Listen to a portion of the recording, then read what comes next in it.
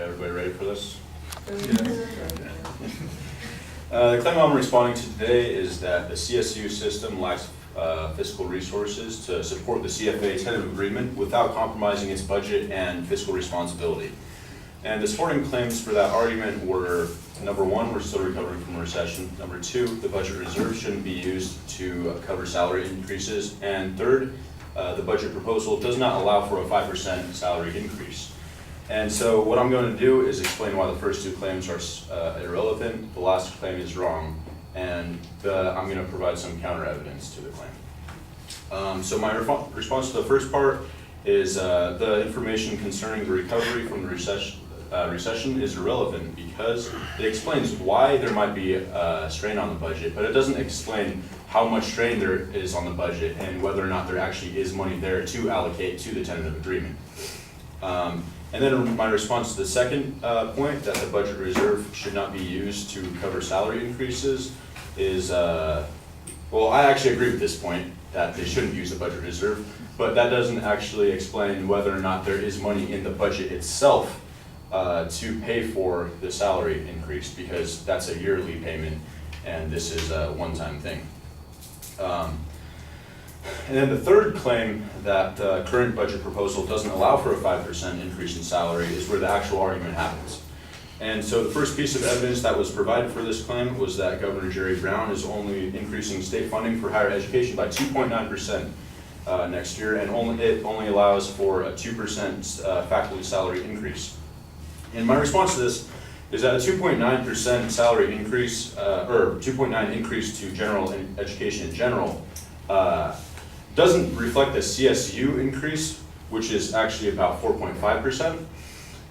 And then also the 2% general salary increase is what the CSU system planned on enacting without considering the resistance they would receive from the CFA. And so this is just before any of the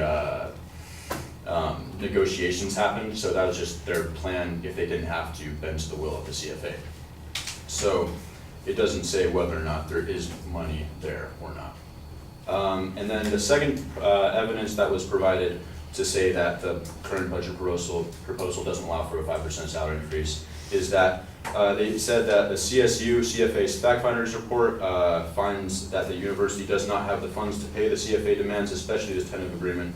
And I read the fact finders report myself, and the place that it says this is in the dissenting opinion that was written by Bradley Wells, the Associate Vice Chancellor of the CSU.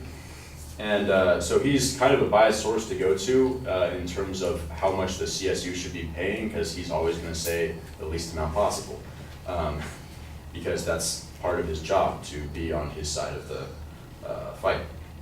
And then the fact finders themselves actually recommended that the CSU increase the faculty compensation with a GSI of 5% spread over the year to minimize the impact in year two, which would obviously be the full 5% going on forward. There are many options to explore for spreading the costs in year two of this CEA. And so the fact finders were a third party that were purposefully chosen to be a non-biased source to go to make policy assertions. And so I think they are a very good source to use. And so the fact finders' recommendations are very similar to the tentative agreement. The main difference being that the tentative agreement has an additional 2% increase in salary. And so it is somewhat different, but it is very similar. And so I think that it indicates that the tentative agreement is viable for the most part. Or it's viable, okay? Not just for the most part, it's in general. And then I'm going to move on to my counter evidence. Number one, the current plan for next year's CSU budget is going to be a $400 million increase from this year's. And then I did a calculation, and a gross 7% increase in instruction costs amount to about $177 million, which would be less than a general salary increase for the professors. And so $177 million is less than $400 million, so obviously there is some room for money to be spent on the professors' salaries. And then my My second piece of evidence is that the Los Angeles County Economic Development Corps predicts that the California GDP will grow at about 2.7% a year up until 2020, and compounding that adds up to about 11% total. And also unemployment is predicted to drop to around 4.9% by 2020. And so this economic growth will provide a greater tax base to get funds from. And so this not only shows that it's not only viable to have a salary increase, but it will be sustainable for years to come. And so in conclusion, I want to say that the tentative agreement is viable because, number one, the fact finder's recommendations were very similar to the tentative agreement itself. Number two, the increase in budget from this year to next year is far greater than the funds required by the tentative agreement. And number three, future economic growth predictions indicate that the salary increase will be sustainable. Thank you very much for listening.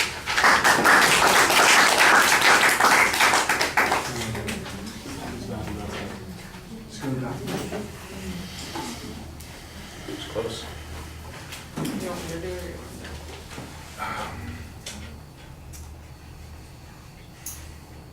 Sit here and you can do it.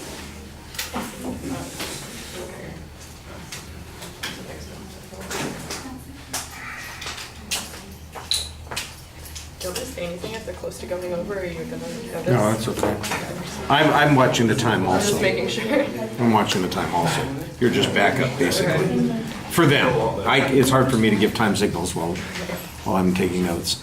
All right, Zach, the idea of the claim was fine. You dismissed the first 2 points pretty effectively by arguing that they aren't really relevant to the main proposition, which was whether or not we can afford these things. I thought that was a reasonable approach to take. Most of your argument is based on the material on that third point, so let's spend most of our time on that. You have a nice explanation about what the current increase is anticipating, although I do think you need to give us the source for that data. It does sound like factual data, though, so it shouldn't be that hard to do. And that the CSU has a different base budget than the general education that Brown is talking about. I think that's an important point, which suggests that there is also room for growth, particularly for the CFA and the CSU, which is what the advocate's argument is talking about. So I think that that's important. And that one I think you did need to cite a little bit more clearly. Again, I don't think that you made stuff up, but the citation on that was a little bit vague. You did a better job citing information on some other points. Like, for example, the fact finder's report, I thought that you did a very nice job pointing out that it's a dissenting opinion, that the predominant opinion of the fact finders was that they could accommodate a 5% increase spread out, and that's in essence what they have agreed to. That the person who was in dissent has a potential bias that's going on there. I don't know what evidence that the advocate or that particular person cited as part of that. I think that might have been helpful to maybe develop a little bit more. But I thought that you gave a good argument that this is a third party that's supposed to be non-biased. Again, I think there should be some explanation about why that is the case, or what proves that that's the case, that they in fact are non-biased. And then the later argument where you're basically suggesting that in the future we've got an increased budget of $400 million next year. Your explanation about the $400 million versus the $177 million. I'm not sure what it is that you're talking about there. You start tossing in the numbers there, and you don't quite explain what it is we're looking at. What percentage of that is supposed to be for salaries? What percentage of it is for something else? I mean, I know that you've got some hard data here. That's the thing that's so frustrating, is that I know there's hard data here, you're citing it, but I can't tell what the hard data means. Your interpretation seems to suggest that there's room for a salary increase based on the amount of money that we're spending. That apparently they're going to get substantially more than they anticipated. I guess that's what the argument is, in which case then they can afford to do this. Now, your last argument that says that there's going to be long-term growth and so we'll be able to afford this in the future, I thought that was reasonably well developed, and you had some good data on that. I do think you want to show, for instance, that as unemployment declines, that increases government revenues. That's not such a hard thing to do. I thought your summary at the end did a nice job finishing off the argument.